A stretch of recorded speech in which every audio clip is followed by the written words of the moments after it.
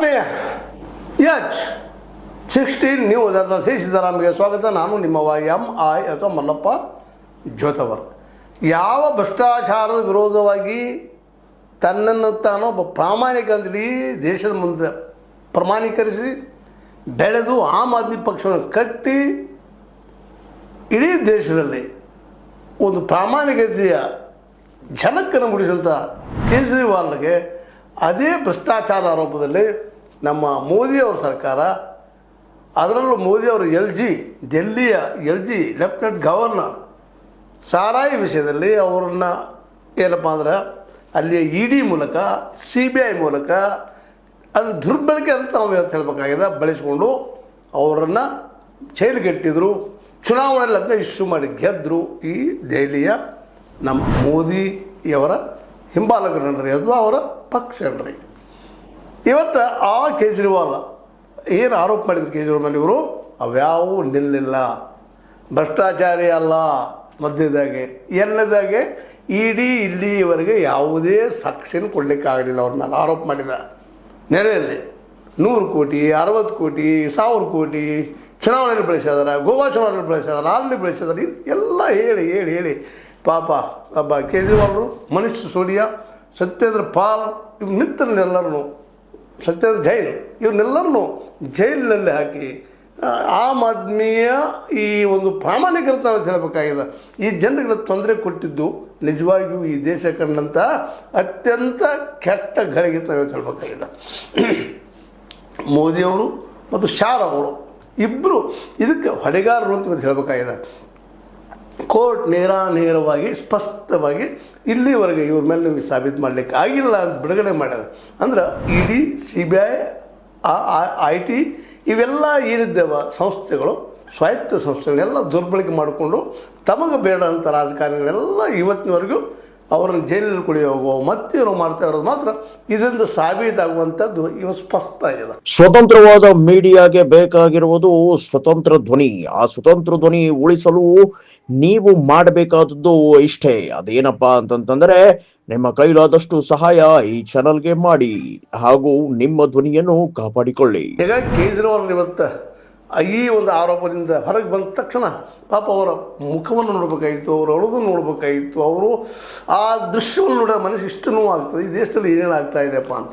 ಸಂವಿಧಾನ ಇದ್ದು, ಪ್ರಜಾಪ್ರಭುತ್ವ ಇದ್ದು, ಒಬ್ಬ ಬುದ್ಧಿವಂತರುಗಳೆಲ್ಲ IT ಎಕ್ಸಾಮ್ಗಳು ಪಾಸ್ ಮಾಡಿದಂಥವ್ರು ಸಾಮಾನ್ಯರಲ್ಲ, ಅಂಥವ್ರನ್ನ ಜೈಲಲ್ಲಿ ಇಟ್ಟುವಂಥ ವ್ಯವಸ್ಥೆ, ಅವ್ರನ್ನ ತೊಂದರೆ ಕೊಡುವಂಥದ್ದು ಇರಲಿ. ನಿಜವಾಗಿಯೂ ಅವರು ಅಪರಾಧ ಮಾಡಿದರೆ ಆಗಿರೋರು ಶಿಕ್ಷೆ ಪ್ರಶ್ನೆ ಇಲ್ಲ. ಆದರೆ ನಿರಪರಾಧಿಗಳಿಗೆ ಈ ರೀತಿಯಾಗಿ ಕಾಡಿದಂಥ ದೃಶ್ಯಗಳು ಇತಿಹಾಸದಲ್ಲಿ ಎಲ್ಲೂ ಸಿಗ್ಲಿಕ್ಕೆ ಸಾಧ್ಯ ಇಲ್ಲ. ಸ್ವತಂತ್ರ ಭಾರತ ಇತಿಹಾಸದಲ್ಲೇ ಫಸ್ಟ್ ಟೈಮ್ ಇದಾಗಿದ್ದು. ಕೊನೆಗೆ ಅದರಿಂದ ಮುಕ್ತರಾಗಿ ಹೊರಗೆ ಬಂದಿದ್ದಾರೆ. ಇವತ್ತು ಇದು ಸಣ್ಣದಲ್ಲ. ಯಾಕಂದ್ರೆ ದೆಹಲಿಯಲ್ಲಿ ಹೊಸ ಆಡಳಿತ ಕೊಟ್ಟಿದ್ದರು ಅವರು, ಭ್ರಷ್ಟಾಚಾರ ರಹಿತವಾದ ಆಡಳಿತ ಅಂತ ಎದಿ ತಟ್ಟು ಹೇಳ್ಕೊಳ್ತಾ ಇದ್ರು. ಅದನ್ನು ಸುಳ್ಳು ಮಾಡುವಂಥ ಪ್ರಯತ್ನವನ್ನು ನಿರಂತರವಾಗಿ ಮಾಡಿ ಮಾಡಿ ಮಾಡಿ ಮಾಡಿ ಈ BJPಗರು ಪಾಪ ಆ ಕೇಜ್ರಿವಾಲ್ರನ್ನು ಜೈಲಿನಲ್ಲಿ ಇಟ್ಟುವಂಥ ಅದು ಅಟ್ಟಿದ ಮೇಲೆ ಮತ್ತೆ ಹೊರಗೆ ಬಂದು ಜಾಮೀನುಗಳು ಬಂದ ಮೇಲೆ ಸಾಕಷ್ಟು ಆರೋಪ ಮಾಡಿದರು. ಗೆದ್ದ ಮೇಲೆ ದೆಹಲಿಯನ್ನು ತಮ್ಮ ಕೈಯಲ್ಲಿ ವಶ ಮಾಡ್ಕೊಂಡ ಮೇಲೆ ಅದ್ರ ಬಗ್ಗೆ ಮುಂದೆ ಹಾಕ್ತಾ ನಮ್ಮ ಇಂಗ್ಲೀಷಲ್ಲಿ ಗಾದಿ ಮಾತದ, ಡಿಲೇಡ್ ಜಸ್ಟಿಸ್ ಈಸ್ ಡಿನೈಡ್ ಅಂತ. ತಡ ಮಾಡುವಂತಹ ಏನಪ್ಪ ನ್ಯಾಯ ಅದು ನಿರಾಕರಣೆ ಮಾಡಿದಂಗೆ. ಹಾಗೆ ಈ 2 ವರ್ಷಗಳಿಂದ ಪಾಪ ಅವ್ರು ತೊಂದರೆ ಕೊಟ್ಟಿದ್ದು ಮಾತ್ರ ಯಾರೂ ಮರಲಿಕ್ಕೆ ಸಾಧ್ಯ ಇಲ್ಲ. ಅದೇ ಕಾಲ ಕೇಜ್ರಿವಾಲ್ರು ಮತ್ತು ಅದೇ ಕಾಲ ಮನೀಶ್ ಸಿಸೋಡಿಯಾ ಅವ್ರ ಜೊತೆಗಾರರು ಯಾರೂ ಮರಲಿಕ್ಕೆ ಸಾಧ್ಯ. ಅವ್ರ ಮೇಲೆ ಏನು ಆರೋಪ ಮಾಡಿದರು ಏನೇನಿಲ್ಲ, ಅವ್ರ ಮೇಲೆ ಯಾವ ರೀತಿ ಅಟ್ಯಾಕ್ ಮಾಡಿಸಿದ್ರು ಆ ಮಾತುಗಳನ್ನ ಇವತ್ತು ನೆನೆಸ್ಕೊಂಡ್ರೆ ಇವತ್ತು ಸಹಿತ ಮನುಷ್ಯ ಈ ದೇಶದಲ್ಲಿ ಪ್ರಾಮಾಣಿಕ ಆಗಿರೋದು ಕಷ್ಟ ಅಲ್ವನವ ಅನ್ನುವಂಥದ್ದು. ಕೊನೆಗೂ ಸತ್ಯ ಗೆದ್ದದ ಅಂತ ಅನ್ನೋದರಲ್ಲಿ 2 ಮಾತಿಲ್ಲ. ಇವತ್ತು ಕೇಜ್ರಿವಾಲ್ ಮರಳಿ ಮತ್ತು ರಾಜಕೀಯಕ್ಕೆ ಬರುವಂಥದ್ದು. ಜೊತೆಗೆ ಇನ್ನಾದರೂ ಕೇಜ್ರಿವಾಲ್ ಹಿಂದೆ ಮಾಡಿದ ತಪ್ಪುಗಳನ್ನು ಮಾಡಲಾರ್ದ ಇವತ್ತು ವಿರೋಧಿಗಳೆಲ್ಲ, ವಿಶೇಷವಾಗಿ ವಿರೋಧಿ ಬರೋದು ಒಂದು ದಿನ ಇವತ್ತು ಬಂದದ. ತಮ್ಮ ಬಗ್ಗೆ ತಾವು ಇನ್ನೊಮ್ಮೆ ರಿಬಿಲ್ಡ್ ಮಾಡಬೇಕಾಗಿದೆ. ಸಾಮಾನ್ಯ ವಿಷಯ ಅಲ್ಲ. ಇವತ್ತಂತೆ ನಿಶ್ಚಿತವಾಗಿಯೂ ಕೇಜ್ರಿವಾಲ್ ನಿಧಾನಕ್ಕೆ ಚೇತರಿಸ್ಕೊಳ್ತಾ ಇದ್ದರು.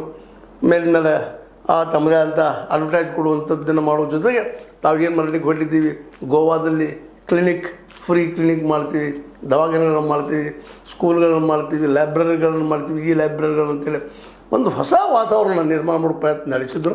ಈ ಸಂದರ್ಭದಲ್ಲಿ ನಿರ್ಧಾರ ಬಂದಿದ್ದು ನಿಜವಾಗಿಯೂ ವಿರೋಧ ಪಕ್ಷಗಳಿಗೆ ಒಂದು ಹೊಸ ಚೈತನ್ಯ ಬಂದಂಗೆ ಆಗೋಗ್ಬಿಟ್ಟದೆ. ಇವತ್ತು ಈ ಚೈತನ್ಯ ಇನ್ನು ಇದೇ ರೀತಿ ಮುಂದುವರಿಯೋದಷ್ಟೇ ಅಲ್ಲ, ಈಗೇನು ಇವೆಲ್ಲ ಏನು ಆರೋಪಗಳು ಇವ್ರು ಮಾಡ್ತಾಯಿದ್ರು ವಿರೋಧಿಗಳು, ಈ ವಿರೋಧಿಗಳ ಮಾಡುತ್ತಿರುವಂಥ ಆರೋಪಗಳಿಗೆ ಸಾಕ್ಷಿಗಳು ಒದಗಿಸುವಂಥ ದಿನಗಳು, ಜೊತೆಗೆ ಒಗ್ಗಟ್ಟಾಗಿ ಹೋರಾಡುವಂಥ ದಿನ ಇವತ್ತು ಬಂದಿಂತದ. ಯಾಕಂದರೆ ಈ ಒಂದು ನಿರ್ಧಾರದಿಂದಾಗಿ, ಈ ಕೋರ್ಟಿನ ಒಂದು ಡಿಸಿಷನ್ದಿಂದಾಗಿ ಮತ್ತೆ ಮುಂದಿನ ಕೋರ್ಟಿಗೆ ಹೋಗ್ಬೋದು, ಮತ್ತೇನೋ ಮಾಡ್ಬೋದು, ಆ ಮಾತು ಬೇರೆ. ಆದರೆ ಈಗ ಮಾತ್ರ ಇಲ್ಲಿವರೆಗೆ ನಮ್ಮ CBIಯಿಂದಾಗಲಿ EDಯಿಂದಾಗಲಿ ಕೇಜ್ರಿವಾಲ್ರನ್ನ ಮತ್ತು ಮನೀಶ್ ಸಿಸೋಡಿಯಾ ಅವರನ್ನ ಭ್ರಷ್ಟಾಚಾರಿಗಳು ಅನ್ನೋದನ್ನು ಪ್ರೂವ್ ಮಾಡಲಿಕ್ಕೆ ಆಗಿಲ್ಲ ಅನ್ನೋದು ಮಾತ್ರ ಭಾಳಷ್ಟು ಸಂತೋಷ ಪಡುವಂಥ ವಿಷಯ. ನಿಜವಾಗಿ ಇವತ್ತು ವಿರೋಧ ಪಕ್ಷಗಳು ಗಟ್ಟಿಗೊಳ್ಳುತ್ತಿರುವ ಸಂದರ್ಭದಲ್ಲಿ, ಅದರಲ್ಲೂ ಈ ನಮ್ಮ ರಾಹುಲ್ ಗಾಂಧಿ ಅವರು ದಿನಕ್ಕೆ ಈ ಮೋದಿ ಮತ್ತು ಶಾರ್ ಅವರ ಆಡಳಿತ ವಿರೋಧವಾಗಿ, ಅದ್ರ ಜೊತೆಗೆ RSS ವಿರೋಧವಾಗಿ ತಮ್ಮ ವಿರೋಧನ ಬೆಳೆಸ್ಕೊಂಡು ಹೋಗುತ್ತಿರುವಂಥ ಸಂದರ್ಭದಲ್ಲೇ ಇವತ್ತು ಕೇಜ್ರಿವಾಲ್ ಒಬ್ಬರು ಬಿಡುಗಡೆ ಆಗಿದ್ದು ನಿಜವಾಗಿಯೂ ವಿರೋಧ ಪಕ್ಷಗಳಿಗೆ ಆನೆ ಬಲ ಬಂದಂಗೆ ಆಗಿದಂತೆ. ಅದರಲ್ಲೂ ಕೇಜ್ರಿವಾಲ್ನ ಕಾಡಿ ದಿನಗಳು ನೆನಪಿಸ್ಕೊಂಡ್ರೆ LG ಮೂಲಕ ಇವ್ರನ್ನ ಯಾವ ರೀತಿ ತೊಂದರೆ ಕೊಟ್ಟರು. ಯಾಕಂದ್ರೆ ಜನರಿಂದ ಆಯ್ಕೆ ಆದಂಥವ್ರು ಇವರು ಕೇಜ್ರಿವಾಲ್ರು, ಅಂಥವ್ರನ್ನ ಆಡಳಿತ ಮಾಡಿಕೊಂಡಿಲ್ಲ. ಅಲ್ಲಿಯ ಏನಪ್ಪ ಅಂತಂದ್ರೆ ಅಲ್ಲಿಯ ಕಾರ್ಪೊರೇಷನ್ ಆಗಿರ್ಬೋದು ಅದನ್ನು ಗೆದ್ದು ತೋರಿಸಿದ್ರು, ಇಲ್ಲೂ ಆಡಳಿತ ಮಾಡಿದ್ರು. ಆದರೆ ಯಾವ ಆಡಳಿತವನ್ನು ಸುಸೂತ್ರವಾಗಿ ನಡೆಯದಂಗೆ ಮಾಡಿದಂಥ ಶ್ರೇಯಸ್ ಏನಿದ್ರೆ ಅಲ್ಲಿ LG ಅವರಿಗೆ. LG ನಿರಂತರ ಈ ಕೇಜ್ರಿವಾಲ್ನ ಆಡಳಿತದಲ್ಲಿ ಅಡ್ಡ ಗಾಲಗಳನ್ನು ಹಾಕ್ತಾ ತೊಂದರೆಗಳನ್ನು ಕೊಡ್ತಾ ಹೋಗೋದನ್ನು ನಾವು ನಿರಂತರ ನೋಡ್ತಾ ಬಂದಿದ್ವಿ. ಹೆಸರಿಗೆ ಮಾತ್ರ ಕೇಜ್ರಿವಾಲ್ ಮುಖ್ಯಮಂತ್ರಿ ಆಗಿದ್ದರು, ಉಳಿದೆಲ್ಲ ಆಡಳಿತ LG ಅವ್ರ ಕೈಲಿತ್ತು ಅಂತ. ಏನೋ ಒಳ್ಳೆಯ ಕೆಲಸ ಮಾಡಬೇಕಾಗಿದ್ರು, ಅದು ಜನಪರವಾದ ಏನೋ ಕೆಲಸಗಳು ಮಾಡಬೇಕಾಗಿತ್ತಂದ್ರೆ ಪ್ರತಿಯೊಂದಕ್ಕೂ LGಯ ಪರ್ಮಿಷನ್ ಪಡ್ಕೊಳ್ಳುವಂಥ ಅನಿವಾರ್ಯತೆ ಬಂದಿದ್ದರಿಂದಾಗಿ ಯಾವ ಪ್ರಮಾಣದಲ್ಲಿ ಕೇಜ್ರಿವಾಲ್ ಜನಪರವಾದ ಕೆಲಸಗಳು ಮಾಡಬೇಕಾಗಿತ್ತು ಅದು ಆಗಲಿಲ್ಲ ಅನ್ನೋ ಸಹಿತ ಇವತ್ತು ನೂಲಿಂದ ಹೇಳಬೇಕಾಗಿದೆ. ಆದರೂ ಒಳ್ಳೆ ಆಡಳಿತ ಕೊಟ್ಟಿದ್ದರು. ಫ್ರೀ ಎಜುಕೇಷನ್ ಕಾಣದಲ್ಲ, 10+2 ತನಕ ಎಲ್ಲ ಮಕ್ಕಳು, ಅದು ಕ್ವಾಲಿಟಿ ಎಜುಕೇಷನ್ ಎಲ್ಲರಿಗೂ ಮುಟ್ಟಿಸುವಂಥ. ಅಲ್ಲಿ ಬಡ ಮಕ್ಕಳು ಬಂದರು, ಶ್ರೀಮಂತರು, ಅಲ್ಲಿ ಈ ಒಂದು ಮೀಸಲಾತಿ ಕಿತ್ತಾಕುವಂಥ ಒಂದು ದೊಡ್ಡ ಸಾಹಸ ಮಾಡಿದರು ಕೇಜ್ರಿವಾಲ್. ಇದನ್ನು ನಾವು ಮರಿಬಾರ್ದಿಲ್ಲ. ನಾವು ಯಾಕೆ ಇವತ್ತು ಈ ಮೀಸಲಾತಿನ ಬಯಸ್ತಾ ಇದ್ದೀವಪ್ಪ ಅಂದ್ರೆ ನಮ್ಮ ಮಕ್ಕಳಿಗೆ ಎಜುಕೇಷನ್ ಬೇಕು, ಉದ್ಯೋಗ ಬೇಕು ಅನ್ನೋದು ಕಾರಣಕ್ಕಾಗಿ ಎಲ್ಲರಿಗೂ ಫ್ರೀ ಎಜುಕೇಷನ್ ಆಯ್ತಪ್ಪ ಅಂದರೆ, ಕ್ವಾಲಿಟಿ ಎಜುಕೇಷನ್ ಆಯ್ತು ಅಂದ್ರೆ, ಮತ್ತು ಎಲ್ಲರಿಗೂ ಕ್ವಾಲಿಟಿ ಔಷಧಿ ಗುಳಿಗೆ ಆರೋಗ್ಯ ಆಯ್ತಪ್ಪ ಅಂತಂದ್ರೆ ಮುಗಿದು ಹೋದ್ರೆ ದೇಶ ಸಮಸ್ಯೆನ ಬಗ್ಗೆ ಇರ್ತು. ಆ ಮೂಲನ್ನು ಕಂಡು ಹಿಡಿದ ಆ ದಿಶೆಯಲ್ಲಿ ಹೆಜ್ಜೆ ಇಡುತ್ತಿರುವ ಸಂದರ್ಭದಲ್ಲೇ ಇಲ್ಲಿಯ ಪಟ್ಟಬದ್ಧ ಶಕ್ತಿಯ ರಾಜಕಾರಣಿಗಳು, ರಾಜಕೀಯ ಪಕ್ಷಗಳು ಇವತ್ತೇನೋ ಕಾಂಗ್ರೆಸ್ ಒಂದು ಒಳ್ಳೆಯ ಹೆಜ್ಜೆ ನಡ್ತಾ ಇದೆ. ಆದರೆ ಆವತ್ತು ಹಿಂದಿನ ತಪ್ಪುಗಳು ನೆನಪಿಸ್ಕೊಂಡಾಗ, ಈಗಿನ BJPಯ ಆಡಳಿತ ನಂಬಿಸಿದಾಗ ಮನಸ್ಸಿಗೆ ಅನಿಸ್ತದ ಇಂಥ ಸರ್ಕಾರ ಬೇಕಾಗಿವತ್ತು ಅನ್ನೋಂಥ ಸಂದರ್ಭದಲ್ಲೇ ಇವರು ಸಹಿತ ಅಂಥವ್ರಂತ ಪ್ರೂವ್ ಮಾಡೋರಲ್ಲಿ ಯಶಸ್ವಿಯಾಗಿದ್ದರು BJPಗರು. ಇವರು ನಮ್ಮ ಹಾಗೆನೇ ಇದ್ದವರು, ಇವರು ಭ್ರಷ್ಟರ ಇದ್ದಾರೆ, ಸಾರಾಯಿ ಮಾರುವಂಥವ್ರು ಇದ್ದಾರೆ, ದೇಶದಲ್ಲಿ ಹಾಳು ಮಾಡುವಂಥವ್ರು ಇದ್ದಾರೆ, ಅದು ಪ್ರೂವ್ ಮಾಡಬೇಕಾಗಿತ್ತು. ಅದನ್ನು ತಾತ್ಕಾಲಿಕವಾಗಿ ED ಮತ್ತು CBI ಮೂಲಕ ಅದು ಪ್ರೂವ್ ಮಾಡಿದರು. ಕೇಜ್ರಿವಾಲ್ ಸಹಿತ 1.5 ವರ್ಷ ಜೈಲಿನಲ್ಲಿ ಹಾಕಿದರು. ಮನೀಶ್ ಸಿಸೋಡಿಯಾ ಅವರು ನಿರಂತರ ವರ್ಷಗಳವರೆಗೆ ದೀಡ್ ವರ್ಷ ಕಾಣ್ತದೆ, ಅಲ್ಲಿವರೆಗೆ ಅವ್ರನ್ನೂ ಒಳಗೆ ಹಾಕಿದ್ರು. ಸತ್ಯೇಂದ್ರ ಜೈನ್ ಅವ್ರನ್ನೂ ಒಳಗೆ ಹಾಕಿದ್ರು. ಒಟ್ಟಿನಲ್ಲೇ ಅದೇ ಕಾಲಕ್ಕೆ ನಮ್ಮ ಸಂಜಯ್ ಸಿಂಗ್ ಅವ್ರನ್ನೂ ಸಹಿತ ಜೈಲಿನಲ್ಲಿ ಇಟ್ಟಿದ್ರು. ಇವರೆಲ್ಲರ ಮೇಲೆ ಒಂದು ಕೇಸ್ಗಳನ್ನ ಜಡಿದು ED ಕಡೆಯಿಂದ ಹಾಕ್ಸೋದು, ಒಳಗೆ ಎನ್ಕ್ವೈರಿಯಿಂದ ಹಾಗೆ ಮುಂದೆ ಜಗ್ತಾ ಹೋಗುವಂಥದ್ದು. EDಗೆ ಅಂತ ಸಡನ್ನಾಗಿ ಜಾಮೀನು ಇಲ್ಲದ ಕಾರಣಕ್ಕಾಗಿ ಒತ್ತದು ಕನ್ವಿನ್ಸ್ ಆಗಬೇಕು ಕೋರ್ಟಿಗೆ, ಕನ್ವಿನ್ಸ್ ಆಗುವ ದಿನಗಳು ಸಾಗ್ತಾಯಿದ್ದು. ಈ ಅನಗತ್ಯ ಕಿರುಕುಳದಿಂದಾಗಿ ಆಮ್ ಆದ್ಮಿ ಅನ್ನುವಂಥ ಪಕ್ಷ ದೆಹಲಿಯಲ್ಲಿ ಒಂದು ಭ್ರಷ್ಟಾಚಾರದ ಪಕ್ಷ ಆಗಿ ಪರಿವರ್ತನೆ, ಜನಸಾಮಾನ್ಯರೆಲ್ಲ ನಂಬುವಂಥ ವ್ಯವಸ್ಥೆ ಮಾಡಿದರು. ಈ ಸಂದರ್ಭ ನಮ್ಗೆ ನೆನಪಾಗ್ತದೆ, ಗೋಬೆಲ್ ಅಂದ್ರೆ ನಮ್ಮ ಹಿಟ್ಲರ್ನ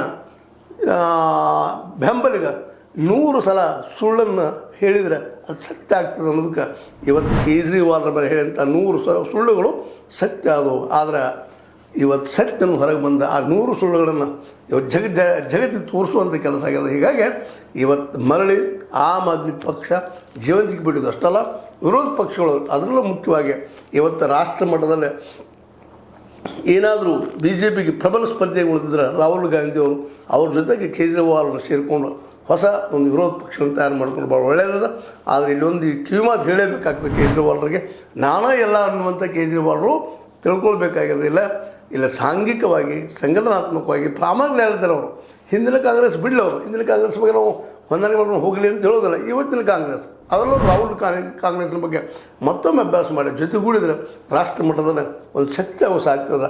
ಯಾಕಂದ್ರೆ ನೆನಪಿಡಬೇಕಾಗಿದ್ದಿಲ್ಲ, RSS ಅಂತಹ ದೊಡ್ಡ ಒಂದು ಸಂಘಟಿತ ಒಂದು ಸಂಘಟನೆ ಈ ಕಾಂಗ್ರೆಸ್ಗೂ ಇಲ್ಲ, ಆಮ್ ಆದ್ಮಿಗೂ ಇಲ್ಲ. ಇವರಿದ್ದಂಥವ್ರು ತಿಳ್ಕೊಂಡು ತಮ್ಮ ಮುಂದಿನ ಹೆಜ್ಜೆ ಇಟ್ಟರೆ ನಿಶ್ಚಿತವಾಗಿಯೂ ಈ ದೇಶಕ್ಕೊಂದು ಪ್ರಬಲ ವಿರೋಧ ಪಕ್ಷ ಆಗಲಿಕ್ಕೆ ಸಾಧ್ಯದ. ಕೇಜ್ರಿವಾಲ್ ಪ್ಲಸ್ ನಮ್ಮ ರಾಹುಲ್ ಗಾಂಧಿ. ಆದರೆ ಇವರೇ ಕಚ್ಚಾಡ್ತಾ ಹೋದ್ರೆ ಈ ಒಂದು ಏನು ಸ್ಥಾಪಿತ ರಾಜಕೀಯ ಪಕ್ಷ ಇದ್ದಾವಲ್ಲ ಅವುಗಳ ಮಾತ್ರ ಮತ್ತು ಇದೇ ರೀತಿ ಮುಂದೆ ಆಡಳಿತ ಮಾಡ್ತಾ ಹೋಗ್ತಾ ಇರ್ತಾವೆ.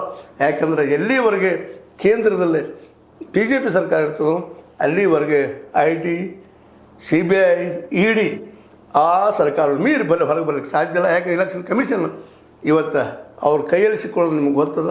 2-1ದಿಂದ ತಮಗೆ ಬೇಕಾದಂಥ ಕಮಿಷನ್ ನೇಮಿಸುವಂಥ ಶಕ್ತಿ ಅವ್ರಿಗೆ ಇರೋದ್ರಿಂದಾಗೆ ಅದು ಚೇಂಜ್ ಆಗಬೇಕಾಗಿದ್ದು ಇವತ್ತು ಅನಿವಾರ್ಯದ. ಯಾಕಂದರೆ ಈ ದೇಶದ ಪ್ರಜಾಪ್ರಭುತ್ವ ಇರೋದನ್ನು ಇಲೆಕ್ಷನ್ ಕಮಿಷನಲ್ಲೇ. ಇಲೆಕ್ಷನ್ ಕಮಿಷನ್ ಅನ್ನುವಂಥದ್ದು ಎಷ್ಟು ಪ್ರಾಮಾಣಿಕವಾಗಿ ಮತ್ತು ಪ್ರಾಂಜಲವಾಗಿ ಮತ್ತು ಪಾರದರ್ಶಕವಾಗಿ ಇರ್ತದನೋ, ಎಲ್ಲರನ್ನೂ ಸಮಾನವಾಗಿ ನೋಡ್ತದನೋ, ಅಲ್ಲಿವರೆಗೆ ಈ ದೇಶದಲ್ಲಿ ಪ್ರಜಾಪ್ರಭುತ್ವ ಯಶಸ್ಸು ಹೋಗೋದು ಅಸಾಧ್ಯ ಅಂತ ಈಗಿನ ಮಟ್ಟಿಗೆ ಹೇಳಬೇಕಾಗಿದೆ ಅಂತ ಹೇಳ್ತಾ, ಏನಾಗಲಿ ಕೇಜ್ರಿವಾಲ್ ಬಿಡುಗಡೆ ಆಗಿದ್ದಾರೆ, ಮನುಷ್ಯ ಸೊಳ್ಳೆ ಬಿಡುಗಡೆ ಆಗಿದ್ದಾರೆ. ಇದೊಂದು ಈ ದೇಶದ ರಾಜಕೀಯಕ್ಕೆ ಹೊಸ ಉಸಿರು ನೀಡ್ತಾ ಅನ್ನೋದು ಎರಡು ಮಾತಿಲ್ಲ ಅಂತ ಹೇಳ್ತಾ, ಇದು ನಿಮ್ಮ ಲೈಕ್ ಆಗಿರ್ಬೋದು. ಲೈಕ್ ಮಾಡಿ, ಶೇರ್ ಮಾಡಿ, ಕಾಮೆಂಟ್ ಮಾಡಿ, ಜೊತೆ ಸಬ್ಸ್ಕ್ರೈಬ್ ಮಾಡಿ. H16 ನ್ಯೂಸ್ ಅರ್ಥ ಸಿದ್ದರಾಮಯ್ಯದು ಸತ್ಯದ ಕೈಗಳಲ್ಲಿ ವಂದನೆಗಳು.